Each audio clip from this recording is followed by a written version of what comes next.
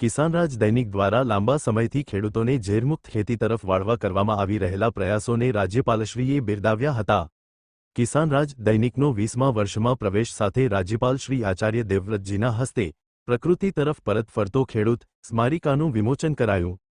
રાસાયણિક અને જૈવિક ખેતી ગ્લોબલ વોર્મિંગ અને ગંભીર બીમારીઓ માટે જવાબદાર પ્રકૃતિ અને માનવ સ્વાસ્થ્યને બચાવવા પ્રાકૃતિક ખેતી જ એકમાત્ર વિકલ્પ। રાજ્યપાલ શ્રી આચાર્ય દેવવ્રતજી આગામી સમયમાં ગ્રાહકોને શુદ્ધ આહાર મળી રહે તે માટે દરેક તાલુકા મથકે પ્રાકૃતિક કૃષિ ઉત્પાદનો માટેના વિશેષ બજારો ઊભા કરવાનું કાર્ય પ્રગતિ હેઠળ છે।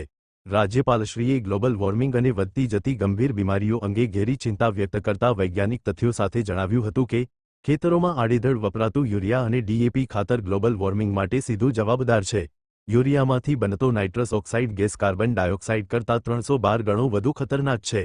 Report by Ashwin Limbachiya, Ahmedabad.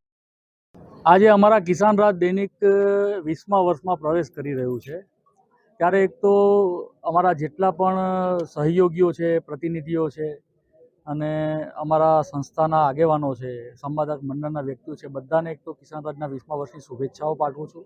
આજે અમારો કિસાન રાજનો 20મા વર્ષનો આજે કાર્યક્રમ હતો, એમાં આપણા ગુજરાત રાજ્યના રાજ્યપાલ શ્રી આચાર્ય દેવવ્રતજીની ગરિમામય ઉપસ્થિતિ રહી છે અને અમે અત્યારે એક મિશન ઉપર કાર્ય કરીએ છીએ, કારણ કે અત્યારે જે રીતે પેસ્ટિસાઇડ યુઝ થઈ રહ્યું છે, યુરિયાનો વપરાશ થઈ રહ્યો છે, તો કેવી રીતે ખેડૂત પ્રકૃતિ તરફ પાછો જાય, કારણ કે આપણે પ્રકૃતિથી ખૂબ દૂર જવા માંડ્યા છીએ। એટલે અમે આ વખતે આજે અમારી સ્મારિકા બી મહામહિમ રાજ્યપાલશ્રીના હસ્તે વિમોચિત કરાઈ કે પ્રકૃતિ તરફ પરત ફરતો ખેડૂત, એ અમે સ્મારિકા બી આજે પ્રકાશિત કરી છે અને ભવિષ્યની અંદર ખેડૂત ઓર્ગેનિક તરફ આગળ જાય અને પ્રકૃતિ આજે પ્રકૃતિથી આજે જંગલોમાં તમે જશો તો તમને જંગલોની અંદરના વૃક્ષોને જોશો, તેની અંદર પોટેશિયમ મળશે, ફોસ્ફરસ મળશે, દરેક પ્રકારના એના વૃક્ષોની અંદર તમને દરેક વસ્તુઓ મળી જશે। પણ જ્યારે આપણે ખેતી કરીએ છીએ, દવાઓ નાખીએ છીએ, ખાતર નાખીએ, પણ એમાં એ પ્રમાણેની ઔષધિઓને એનું ગુણ મળતું નથી। તો એનું કારણ શું? તો કારણ એ છે કે આપણે પ્રકૃતિથી વિમુખ કાર્ય કરીએ છીએ।